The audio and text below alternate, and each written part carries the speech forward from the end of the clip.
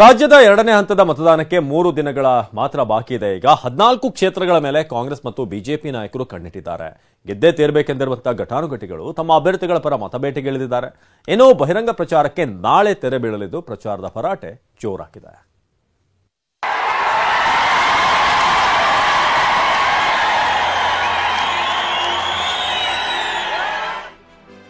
ಕರ್ನಾಟಕದ ಎರಡನೇ ಹಂತದ ಚುನಾವಣಾ ಪ್ರಚಾರಕ್ಕೆ ನಾಳೆ ಕೊನೆ ದಿನ. ಕಡೆಯ ಹಂತದ ಕಸರತ್ತು ನಡೆಸುತ್ತಿರೋ ರಾಜಕೀಯ ಪಕ್ಷಗಳು 14 ಕ್ಷೇತ್ರಗಳಲ್ಲಿಯೂ ಅಬ್ಬರದ ಪ್ರಚಾರ ನಡೆಸಿವೆ. ತಮ್ಮ ಘಟಾನುಘಟಿ ನಾಯಕರನ್ನ ಕಣಕ್ಕಿಳಿಸಿ ಮತದಾರನ ಮನಸ್ಸು ಗೆಲ್ಲಲು ಅಭ್ಯರ್ಥಿಗಳು ಹವಣಿಸುತ್ತಿದ್ದಾರೆ. ದಾವಣಗೆರೆಯಲ್ಲಿ ಕೈ ನಾಯಕಿ ಪ್ರಿಯಾಂಕಾ ಗಾಂಧಿ ಅಬ್ಬರ.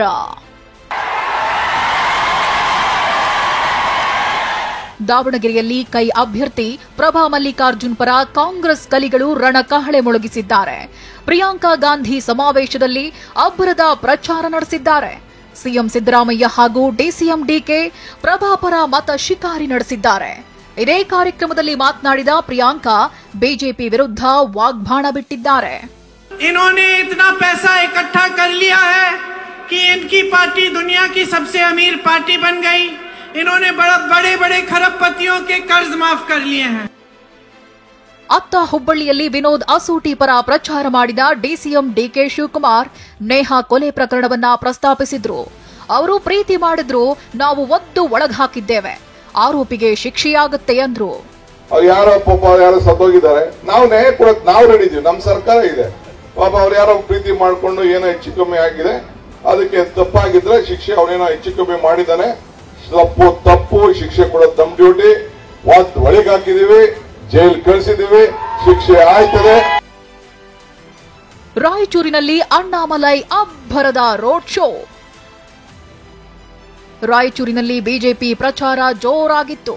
ಬಿಜೆಪಿ ಅಭ್ಯರ್ಥಿ ರಾಜ ಅಮರೇಶ್ವರ್ ನಾಯಕ್ ಪರ ಅಣ್ಣಾಮಲೈ ಪ್ರಚಾರಕ್ಕಿಳಿದಿದ್ರು. ರೋಡ್ ಶೋ ನಡೆಸಿ ಕೇಸರಿ ಪಡೆಗೆ ಹುರಿದುಂಬಿಸಿದ್ರು. ವಿಷಯ ಅಂದ್ರೆ ಕಾಂಗ್ರೆಸ್ ಮುಖಂಡ ಬಶೀರುದ್ದೀನ್ ಎಂಬಾತ ಜೈ ಶ್ರೀರಾಮ್ ಅಂದ್ರೆ ಪೊಲೀಸರು ಒದ್ದು ಹೊರಗೆ ಹಾಕಬೇಕಿತ್ತು ಅಂತ ಹೇಳಿದ್ರಂತೆ. ಈ ಹೇಳಿಕೆ ಕಾಂಗ್ರೆಸ್ ಹಾಗೂ ಬಿಜೆಪಿ ಕಾರ್ಯಕರ್ತರ ಜಟಾಪಟಿಗೆ ಕಾರಣವಾಗಿತ್ತು.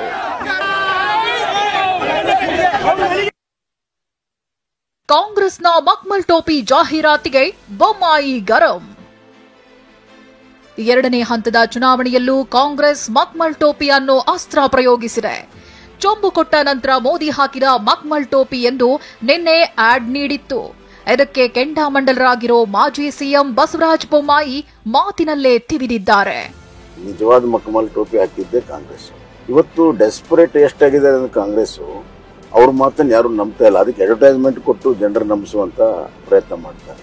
ಚಂಬು ಮಕ್ಮಲ್ ಟೋಪಿ ಆ ಮಟ್ಟಕ್ಕೆ ಅವರು ಇಳಿದಿದ್ದಾರೆ. ಮೇ 7ರಂದು ರಾಜ್ಯ ಎರಡನೇ ಹಂತದ ಮತದಾನ ನಡೆಯಲಿದೆ. ರಾಜಕೀಯ ನಾಯಕರ ಯಾರ ಅಬ್ಬರಕ್ಕೆ ಮತದಾರ ಮನಸೋಲ್ತಾನೆ ಅನ್ನೋದು ಜೂನ್ 4ರಂದು ಹೊರಬೀಳಲಿದೆ. Bureau report, TV9.